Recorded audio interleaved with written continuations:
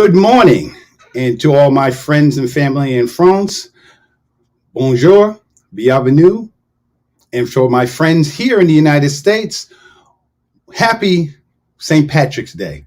I'm not wearing green because you know the issues with green and green screens. So, welcome to another episode of the Gem Hunter Show. My name is Barry Mixon, and I am a gemological storyteller.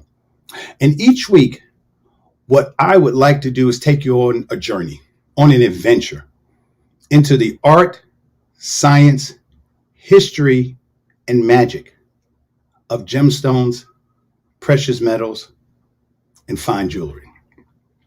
My goal is to use gemstones as a template, as an inception point to get people to begin to discover the value of their own stories.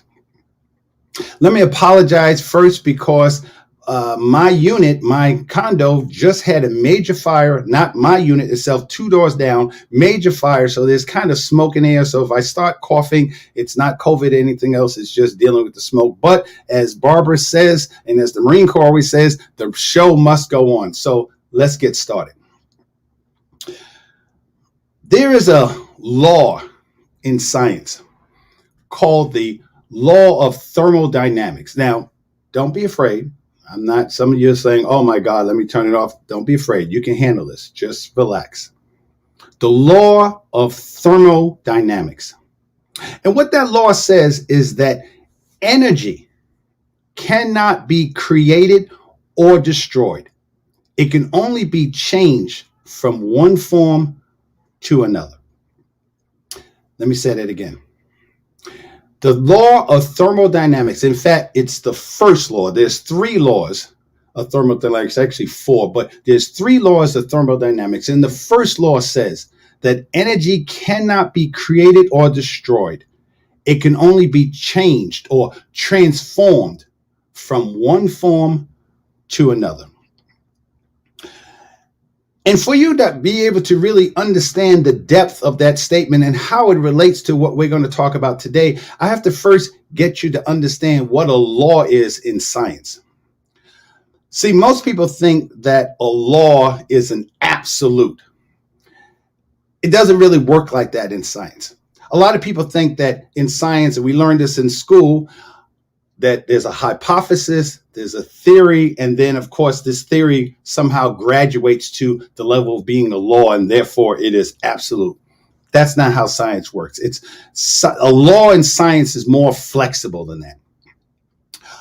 A law in science is actually an observation.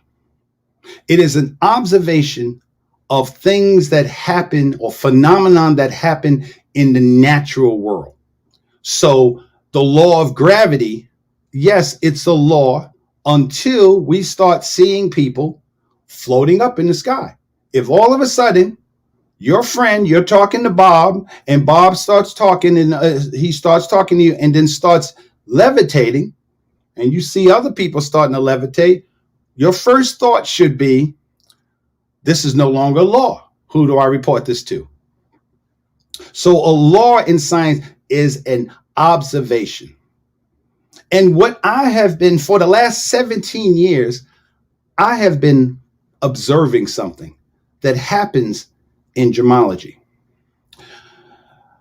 In gemology, and it's really kind of funny and strange, in gemology, a lot of the principles, a lot of the characteristics, a lot of the traits, a lot of the things that we praise so highly in gemology.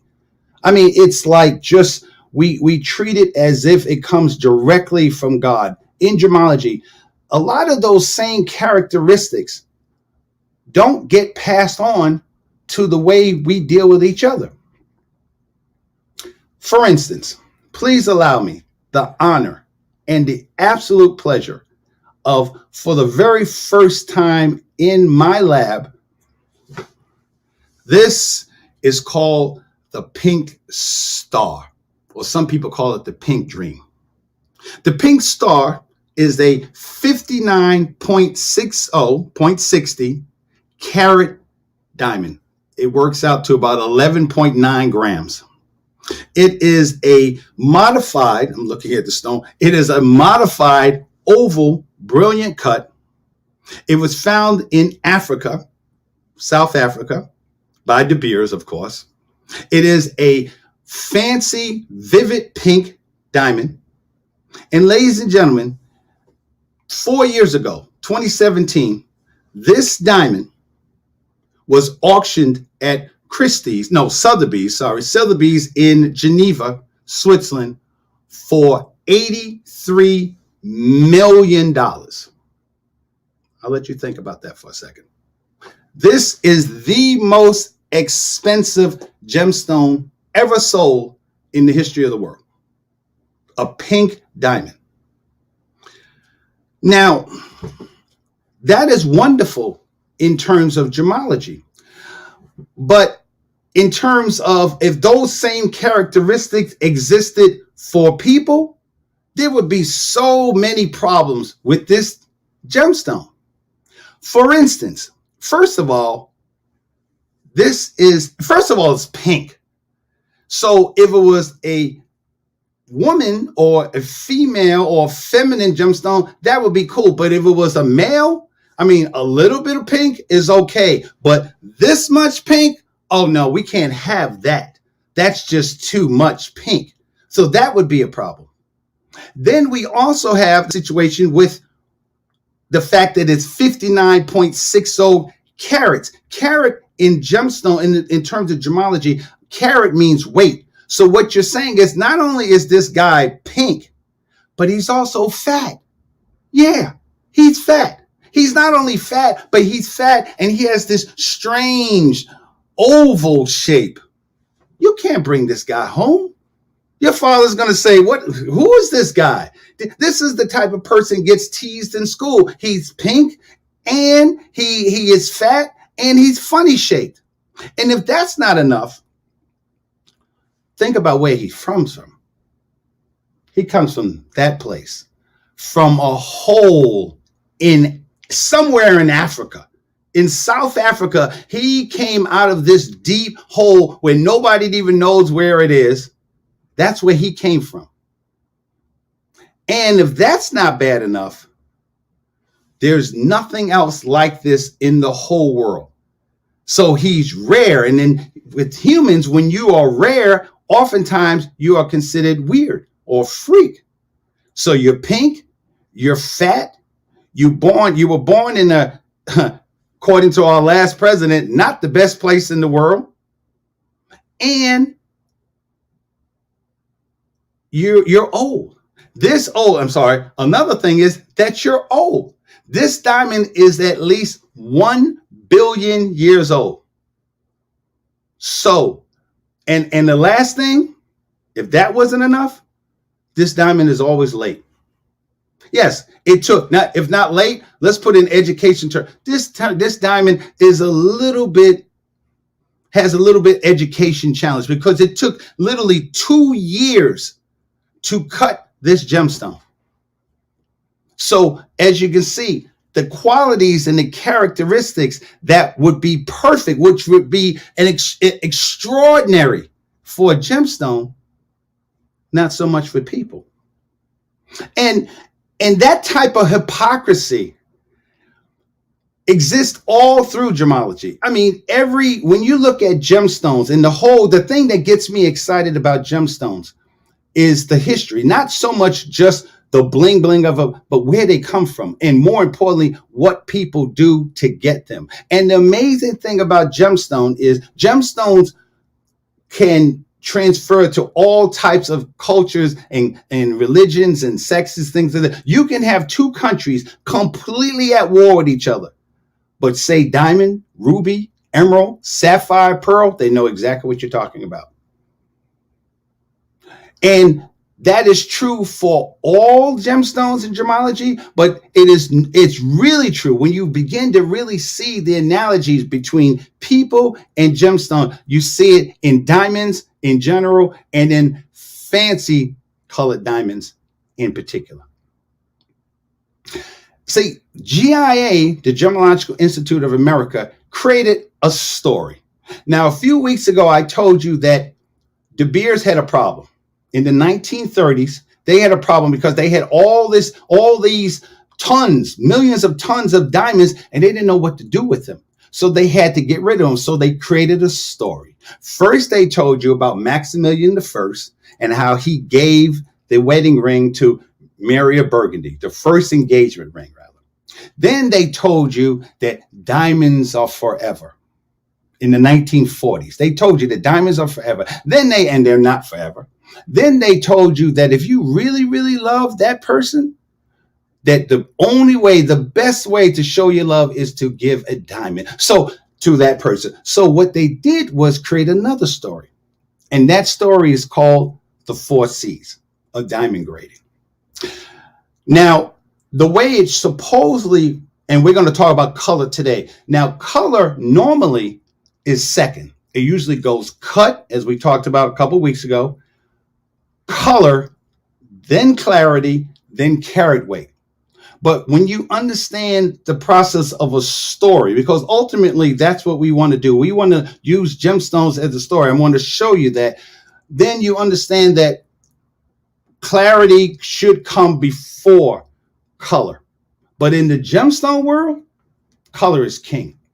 Color is king. I cannot tell you how many books I have, literally books this size, about 15 of them.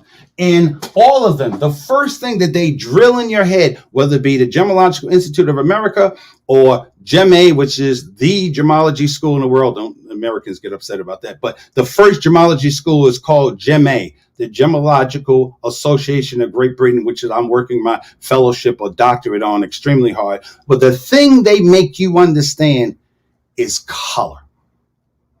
Because all gemstones have a variety of different colors, and you can't just look at something and know what it is. So in terms of diamonds, they perfected a system, a color grading system.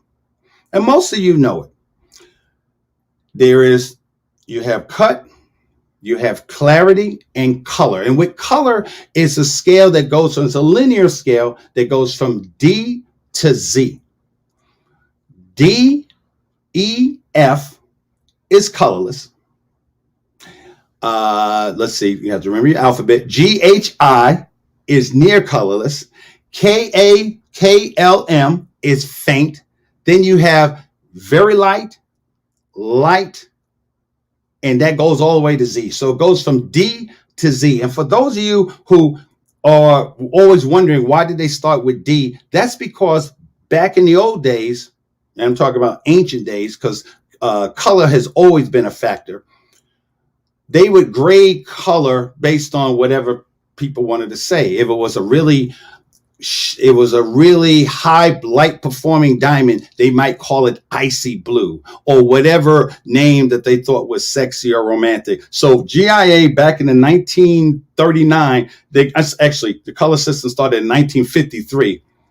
1953, they said, okay, let's be able to create a story that the jewelers can tell the people, and then the people can feel empowered because now they know a story. And when you understand the power of stories, there's nothing, those of us who are teachers, we understand when a child has it or your student has it, when they can repeat it back to you. So that's what GIA did. GIA and Robert Shipley, who was one of the people who created GIA, they created a story called the color grading system. And that's when things get really interesting. That's when you really start to see that the color system is a template to a lot of the things that people of color experience in real life. And it's interesting to me because for a long, long time, I would tell people that there was no such thing as racism in gemology. Because in gemology, the more value you have, in gemology, the more color you have, the more value you have. So the reason why this is an $83 million diamond, and nobody thought anything of it. In fact, it sold twice. The first time it sold for about $60 million, but the person couldn't come up with the money. So then they had to, that was in 2013. Then they re-auctioned it again and the price went up. So now it's sold for $83 million. And the person who bought it, the group of investors, they had just finished buying another diamond for a similar price. So here you have an $83 million diamond that's based on its color. But yet we live in a world where color is an issue. And GIA really has it down pat, because when you think about it, D is colorless. DEF, that's colors. And as you move down the scale to your GHI, your LOP, and everything, till you get to Z, basically the color changes. And the reason why the color changes is because of nitrogen. So let's take a step back. Go back to 7th and 8th grade science when we talked about color. Those of you who remember your science, remember that color comes from the electromagnetic spectrum. Don't be afraid. The electromagnetic spectrum goes all the way back from the Big Bang. So as soon as the Big Bang happened, then it was the start of the electromagnetic spectrum in what's called the radiation era. The electromagnetic spectrum is where you have a whole spectrum in the universe. On one side, you have radio waves. On the other side, you have cosmic rays. So you have radio waves, let's say microwaves, then you have infrared rays, and then you have, infrared rays. I can't think of you have X-rays. Oh, sorry, microwaves, X-rays, gamma rays. And in the middle between X-rays and infrared rays is what's called the visible spectrum. That's what we see. The light, if you've paid your light bill and you have light in your house, what you're looking at is the visible spectrum. And in the visible spectrum, some of you remember, in the visual spectrum is all the colors of the rainbow. And repeat after me, the colors of the rainbow are red, orange, yellow, green, blue, indigo, and violet. Roy G. Biv.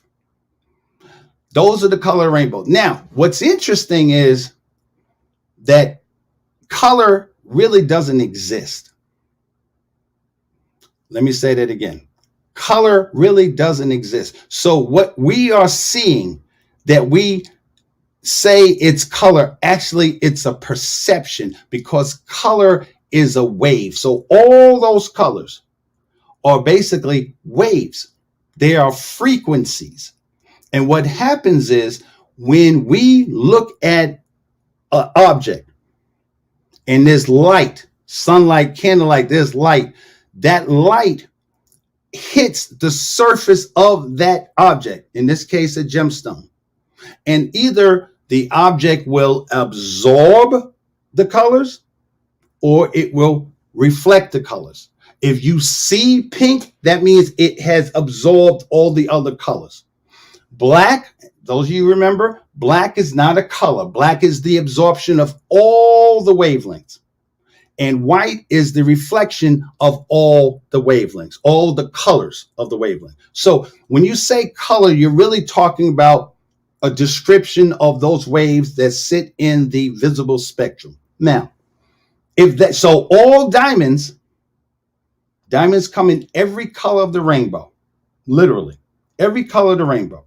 And what makes diamonds truly special, and the reason it has different colors, is because a diamond's made up of carbon. It has a basic carbon, not basic, but it has a carbon structure. And then when you put something in that carbon structure, that carbon, that thing that goes in it, will create not some of the different structure, it will take the light in a different way.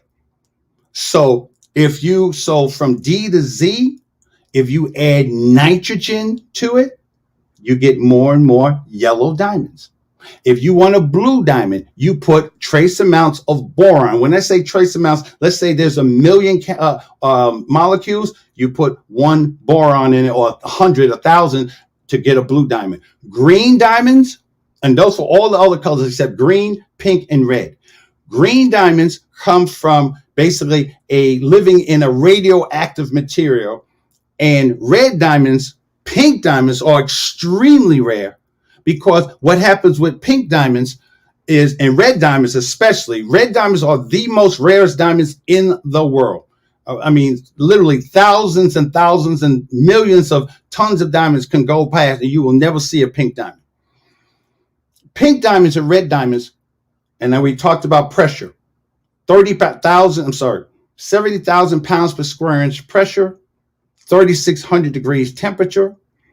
They come up like a volcano, 90 to 125 miles in ground. That's how diamonds form. With pink and red diamonds, they go through another process where the heat and the pressure is so severe, even more so than it would took to make the diamond, that diamond is deformed. It's deformed to make the pink or red color. Pink and red diamonds and green diamonds don't have anything in them. It's because of something external that happened to them to make them pink and green. And they're beautiful. And people pay money. Imagine if we had that same mentality with us. See, GIA has already figured out what we should all know. If you put a child in a classroom and that classroom does not have proper books, that classroom doesn't, COVID-19, that classroom doesn't have proper ventilation, that classroom doesn't have the types of level of instructions that child needs, then that child is not going to be the diamond that you want that child to be, or hope that child becomes. That child becomes an in diamond because now there's something else in it. It has something that doesn't make it as valuable as other things. If you're even at work, if you're an employee at a job and your work environment is hostile, you're working in a environment that you don't feel like working, you're bored, you're tired, you're being yelled at, you're not making enough money. Well, in terms of diamonds, we should already expect that employee to be a Y diamond or Z diamond. Why? Because the things that's in it doesn't allow it to interact with the light. Remember we talked about cut? Well, that's what happens with a diamond. That's what happens with color. It is interacting with the light. So when you look at the pink star, the reason why it looks like this is because they cut it and designed it in such a way where even though it is deformed, think about that word. This is a deformed, the most expensive diamond in the world is deformed. Imagine if we treated people in such a way where even though they may have some type of physical or mental or something going on, that they would still be seen as beautiful.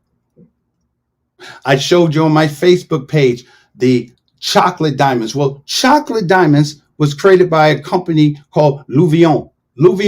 Louvion's been selling diamonds for 600 years, since the 15th century. And when you look at it, a lot of those diamonds look like me.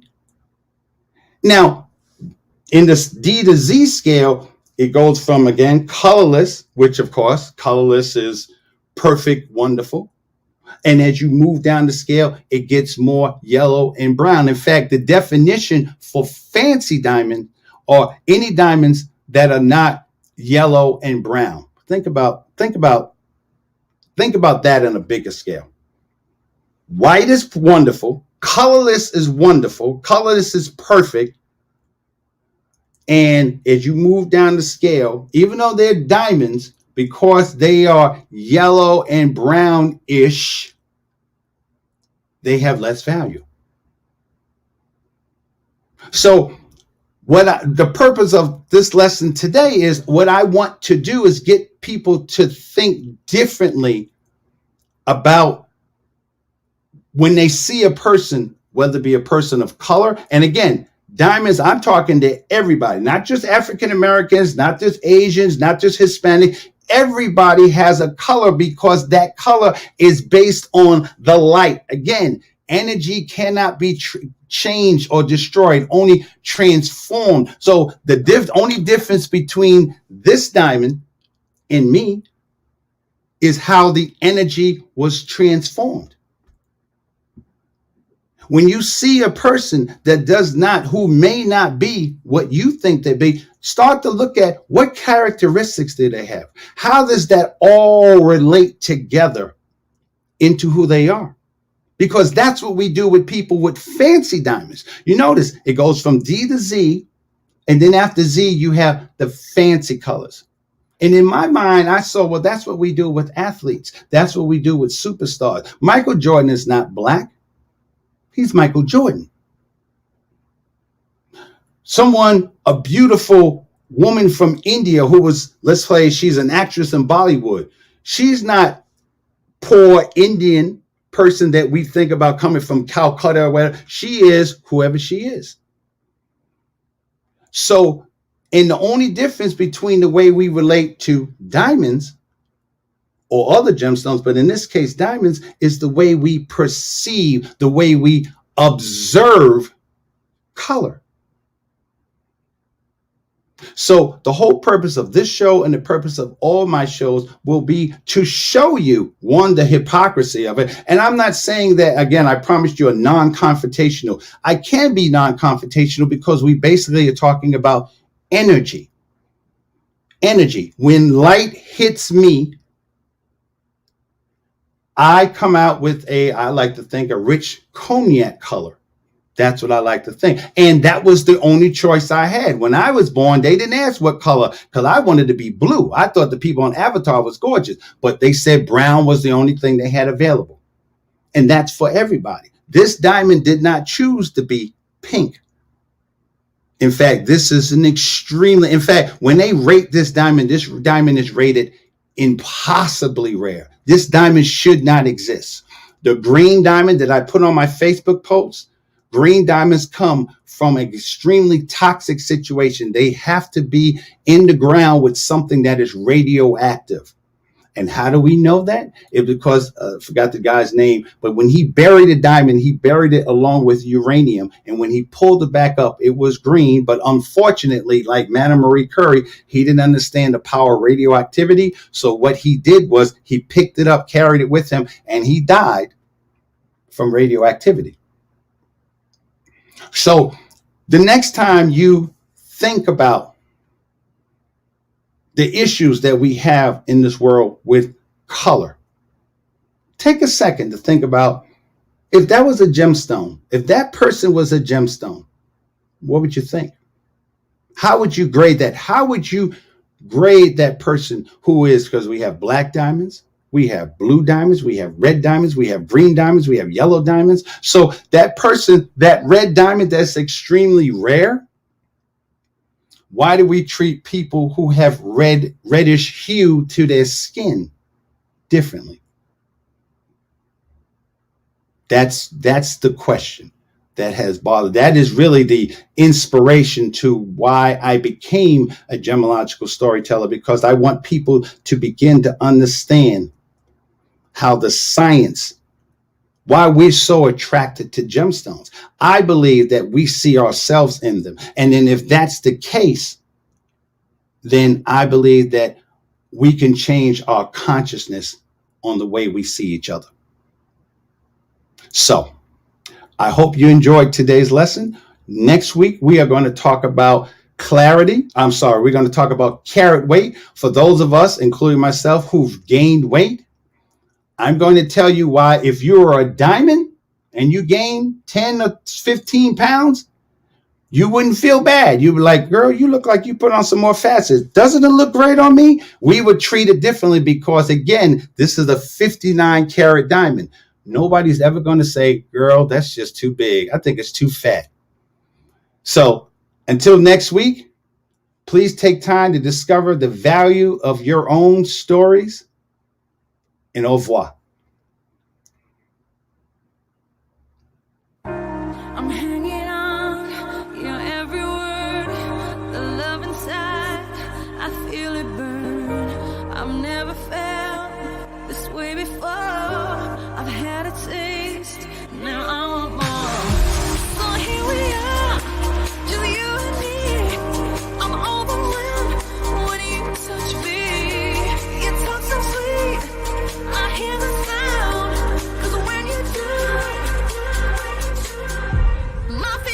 touch the ground.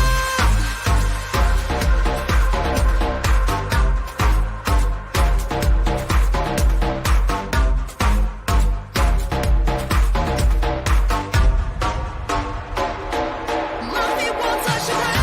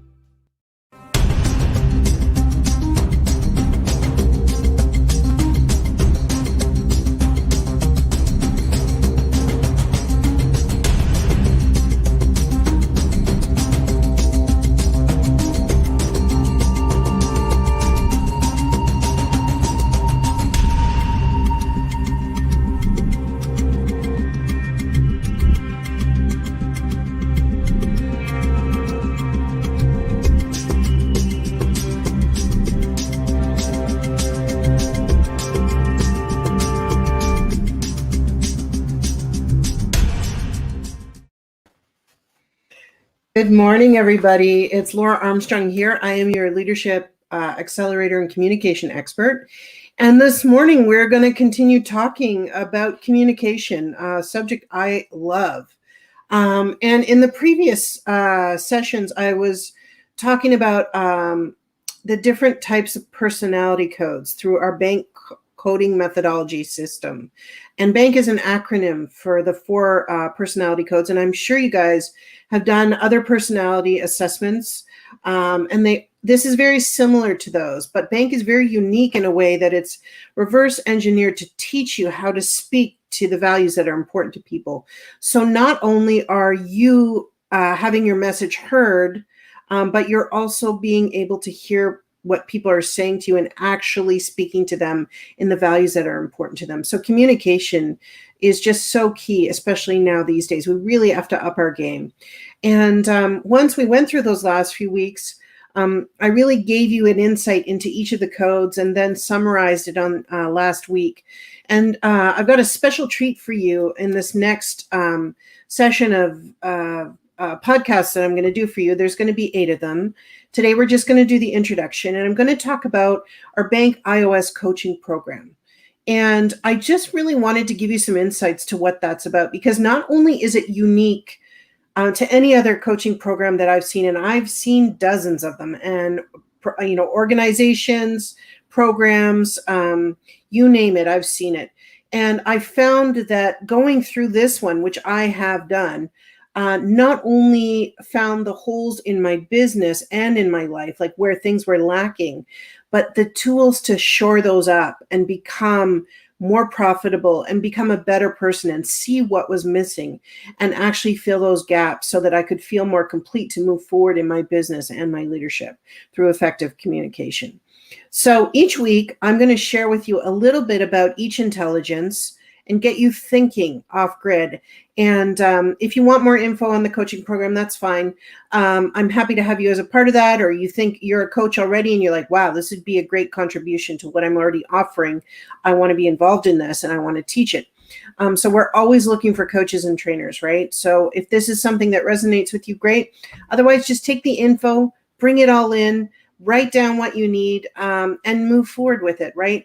I always feel like training and teaching is like shopping for shoes, right? So you go into the store, and how many pairs of shoes do you try on? I know, speaking for me, I try on probably 20. And how many do you leave with?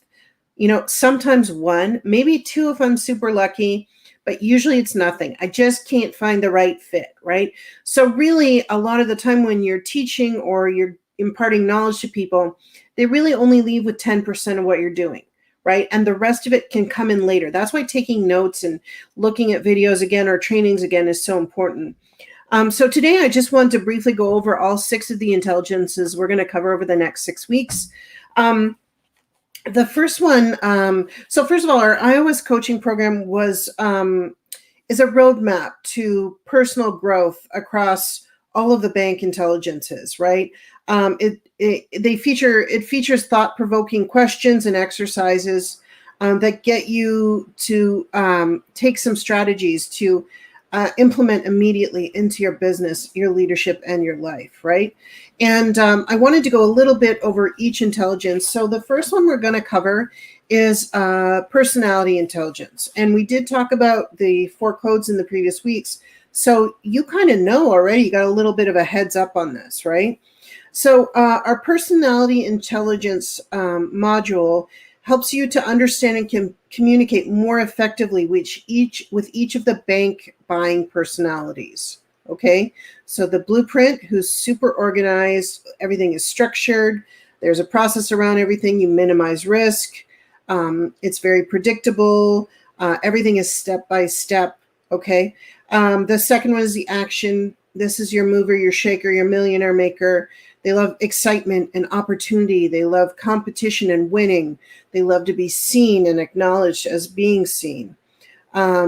And then you have your nurturer, who are some of the kindest people that I know.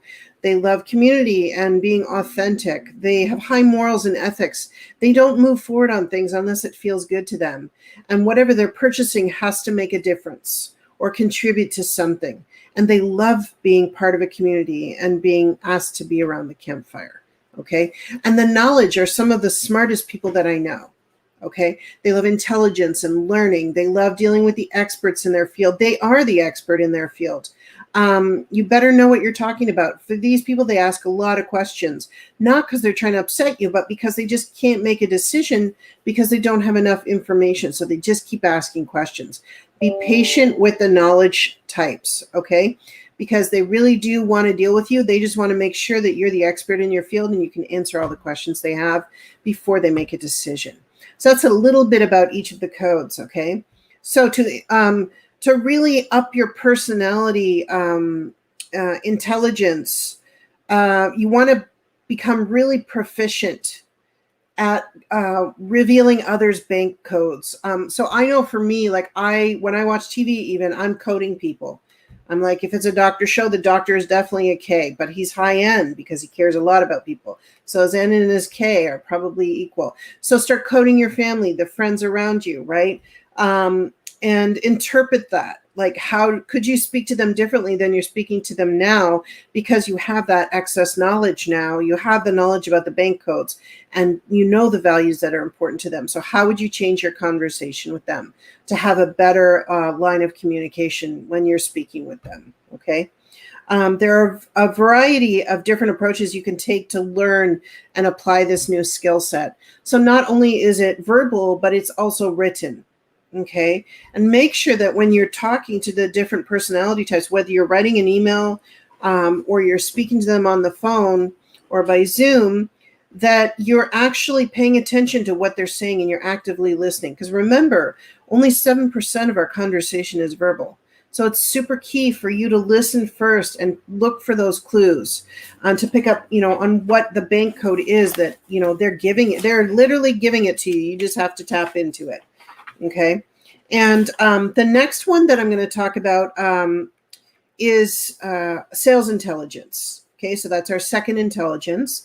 And this teaches you how to apply bank to your sales process by applying our sales velocity equation, which I'm going to talk a little bit about in our sales intelligence podcast, which is going to be a couple weeks down the line. And you'll be able to apply the bank tools, training, and technology to your sales strategy. Okay. And what I love about the sales intelligence, because this was one of my weakest ones when I went into this course. So the sales intelligence applies personality intelligence. Okay, that's why we have to do the personality intelligence pod first. Okay, to the sales process by appealing to the personal values and buying triggers for each personality. Okay, I'm talking pretty much sales here, but you can apply this to relationships as well. The bank system was created for the purpose of revealing the prospect's buying behavior, excuse me, and personal motivations, so that you have the information you need to increase your sales velocity, right? So basically, you want to close more sales in less time, and have a better relationship with those that you work with. Okay. The third one is the emotional intelligence, right? Now, you want to be applying emotional intelligence to all your communications. And I know emotional intelligence lately has become quite the buzzword, but it really does define how you interact with everyone, right? Are you reactive? Okay. Or do you sit back a little and listen to what's happening before responding? Formulating your answers, making sure they're inclusive, right? There are all sorts of levels to this, right? So in the emotional intelligence pod, we reflect on our own emotions and use them to recognize, understand, and influence other people's emotions. You're going to apply it to your everyday life so that you can raise your empathy, because really that's what emotional intelligence is about. Okay, and improve all your relationships, both personally and professionally. And you'll take your communication patterns to a whole new level so that you can reduce conflict, influence more agreements, and act with more kindness and love.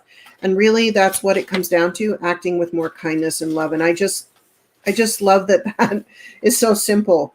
So emotional intelligence is the ability to optimize your personal and professional relationships based on self-regulation. So catching yourself and listening to what you're saying when it comes out of your mouth, internal motivation, empathy, self-awareness, and social skills. And to raise your emotional intelligence, you need to understand how to modify your communication strategy and improve self-regulation through greater awareness of others' motivations and personal values, right? So tapping in, like I said, in the first two, personality, then sales intelligence, you tap into that emotional intelligence using those two. So it builds, each pod builds on the next one, okay? And when that happens, you're going to discover a heightened sense of emotional awareness that will take your personal and professional relationships to a whole new level of authenticity and mutual respect, okay? And the fourth pod is quite fascinating to me. It's artificial intelligence. And I think this is something that has also become a bit of a buzzword and is becoming more and more the norm in what we do with everything. So artificial intelligence can be used through our Codebreaker AI. We actually have an empathetic artificial intelligence that we use as one of our tools in technology when using bank. And it's fascinating, right? This helps us to refine our communications for better outcomes through refined messaging, right?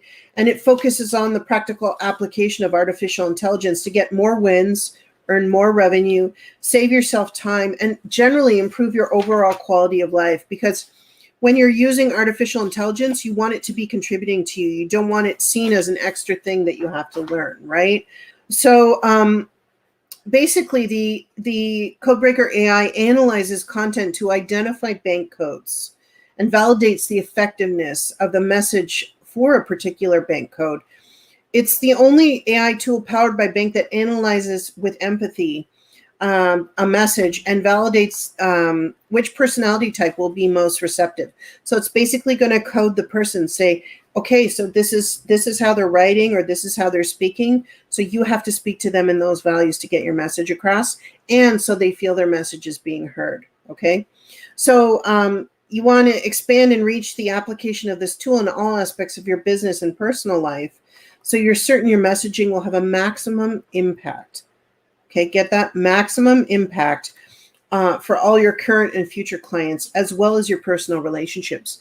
Because I really feel this just isn't about sales, right? It's about how you relate to people on the deepest levels, right? Of just basically speaking and interacting as a human being.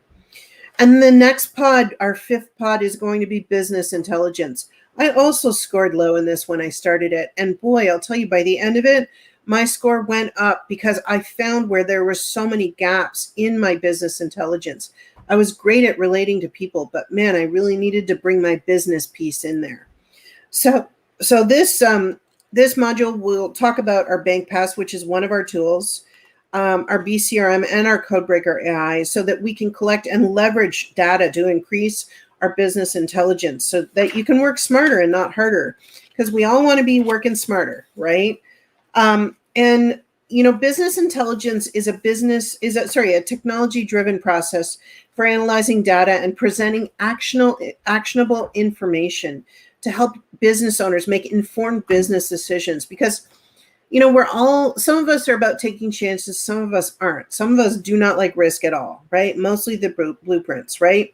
So to raise your score in business intelligence, you'll leverage the Codebreaker tools to explore and identify behavior and buying patterns in your target market. So you're going to get really, really clear on what that is. And you'll know your ideal customer avatar and the bank codes of all your customers and contacts in your network. And it's literally giving you the keys to the kingdom, okay, when you're doing this, because really that's what it's about, okay, knowing what people want from you and what they need to grow in their business, what you have to offer them, what your spark is, right? And you're going to bring this all in with all of these intelligences. And the last one, which is absolutely my favorite, is spiritual intelligence. Now, not talking about the woo-woo out here. This module is designed to increase your spiritual intelligence so you can impact all levels of wealth and live your purpose. So all levels of wealth and live your purpose. And I'm going to go briefly over that when we do this training. It's one of our last modules, what the 4 levels of wealth are, and get you thinking about that, okay? Because when I started doing this, I was like, I'm missing pieces of this. And I really had to basically go back, integrate those pieces I was missing, and move forward from there, okay? So spiritual intelligence is our capacity for developing meaning, vision, and value, okay? It underlies the things we believe in and the role our beliefs and values play in the actions we take, okay? To increase your score, you need to define your why. And I think a lot of you already know what your why is, right? But dig a little deeper, okay? So your divine purpose, and master the 4 levels of wealth: money, relationships, knowledge, and spirituality, by applying bank throughout your life, right? So it all builds, all 6 intelligences build up to the spiritual intelligence. And the ultimate goal is spiritual self-realization, why you are on this planet. But there's so much attached to that we're trying to work towards through our leadership and our communication. And going over these 6 weeks, you're going to get a hint into what that might be. All right. So that's pretty much all I had for today. I wanted to give you a really in-depth intro. Next week, we're going to be covering personality intelligence, and I'm going to be giving you a little bit of a spiel about what that's about, so you know more about our coaching program. But not only that, you get some insight into your business and into your life through personality intelligence, and how you can bring that up to create more in your life and in your business. That's it for today. I'm Laura Armstrong, your leadership accelerator and communication expert. I look forward to seeing you next week. Have a great one and stay safe. Bye for now.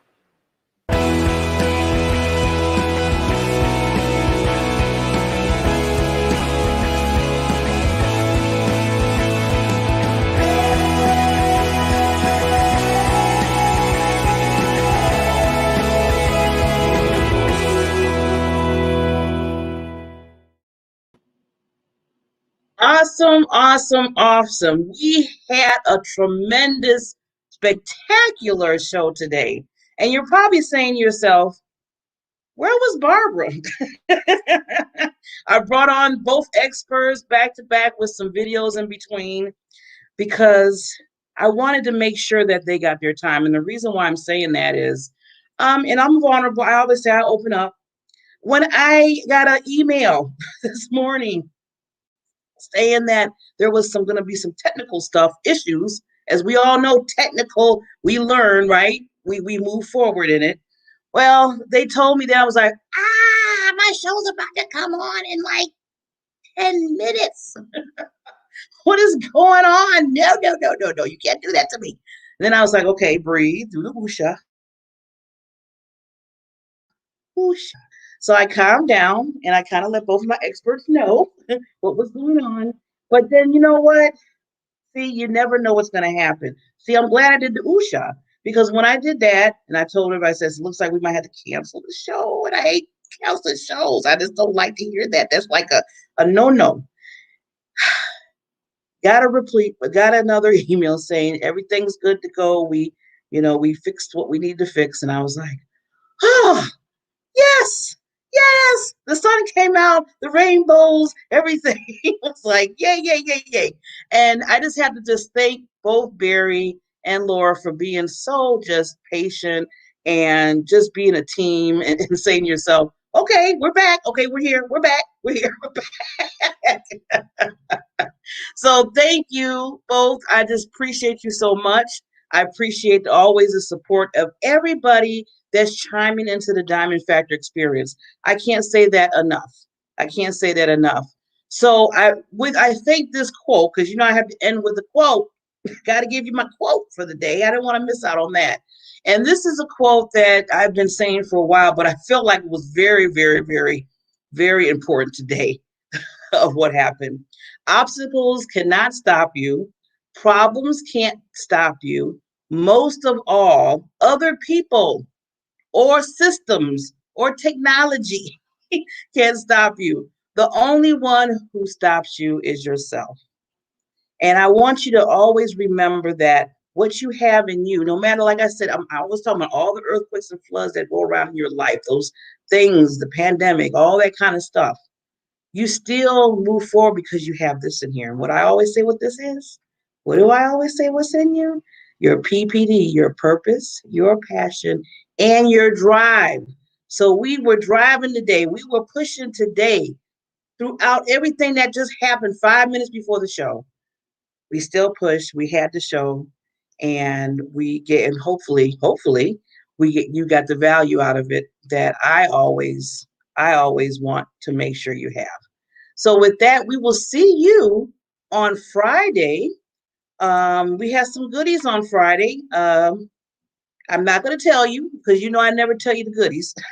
I let you come. See, I want you to think about coming back. Okay, I want you to think about coming back. So with that, I want to wish you so much, so much, so much, so much, so much happiness and so much just wisdom and knowledge coming out for today, for your Wednesday and Thursday until you see us back on Friday. And just invite somebody to the show. Tell somebody, say, hey, you ever see the Diamond Factor Experience show with Barbara Beckley and guests and experts? Come on out. It's a good show. You'll learn a lot. As I always say, the biggest thing for this show is giving awareness, motivating, and educating. And that's what the 3 points that I always want to make in this show. With that said, you have a wonderful, wonderful Wednesday, and we'll see you on Friday. Bye.